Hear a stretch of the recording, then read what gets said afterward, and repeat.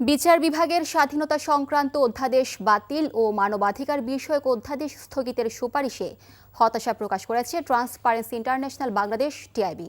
সকালে ঢাকায় টিআইবির প্রধান কার্যালয়ে সংবাদ সম্মেলনে এমন প্রতিক্রিয়া জানান প্রতিষ্ঠানটির নির্বাহী পরিচালক ডক্টর ইফতেখারুজ্জামান। এ সময় অবিলম্বে দ্রুত নিরপেক্ষ ও স্বাধীন ব্যক্তিদের সমন্বয়ে তথ্য কমিশন গঠনের দাবি করেছে টিআইবি। তামজিদ সুমনের রিপোর্ট। অন্তর্বর্তীকালীন সরকারের সময় জারিকৃত ১৩৩টি অধ্যাদেশের মধ্যে ত্রয়োদশ জাতীয় সংসদে যে কয়টি অধ্যাদেশ স্থগিত, বাতিল ও সংশোধন করা হচ্ছে সে বিষয়ে টিআইবির অবস্থান পরিষ্কার করতেই এই সংবাদ সম্মেলনের আয়োজন করেছে প্রতিষ্ঠানটি।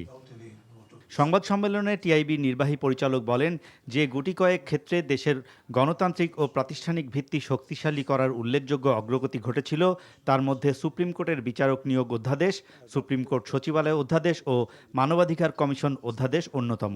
কার্যকর মানবাধিকার কমিশন গঠন হওয়ার যে সমূহ সম্ভাবনা সৃষ্টি হয়েছিল, সেক্ষেত্রে অধ্যাদেশটি স্থগিত হওয়ার ফলে উদ্বেগজনক অনিশ্চয়তার মুখে পড়ল। এখন যে অধ্যাদেশ নিয়ে যেটা হচ্ছে, যে খেলাটা হচ্ছে, আমি খেলা শব্দটাই বলবো, সেখানে কিন্তু ওই যে অভ্যন্তরীণ প্রতিরোধটাই আসছে, এবং সেটা রাজনৈতিক অঙ্গন থেকে, প্লাস কারণ জনপ্রতিনিধিত্ব রাজনীতি থেকে, প্লাস তারা কিন্তু নির্ভরশীল আমলাতন্ত্রের উপর। যে এই ধরনের যুক্তিগুলো তুলে ধরা হচ্ছে, আমি যে কয়েকটা দৃষ্টান্ত দিলাম, যেমন যা মানবাধিকার কমিশনের এখতিয়ারকে খর্ব করার জন্য যে দাবিগুলো বা যে যুক্তিগুলো তুলে ধরা হচ্ছে, এগুলো কোত্থেকে আসছে? আমলাতন্ত্র থেকে, পোশাকি অপোশাকি আমলাতন্ত্র। ঠিক আছে, কাজেই আমলাতন্ত্রই এখনো পর্যন্ত আগের মতোই মূল নির্ণায়ক বাংলাদেশে। টিআইবি মনে করে পুলিশ কমিশন অধ্যাদেশটি বাতিলযোগ্য। পুলিশকে একটি জনবান্ধব ও পেশাদার বাহিনী হিসেবে গড়ে তুলতে যে স্বাধীন ও নিরপেক্ষ পুলিশ কমিশন গঠন প্রয়োজন, তার কোনো প্রতিফলনই অধ্যাদেশটিতে হয়নি।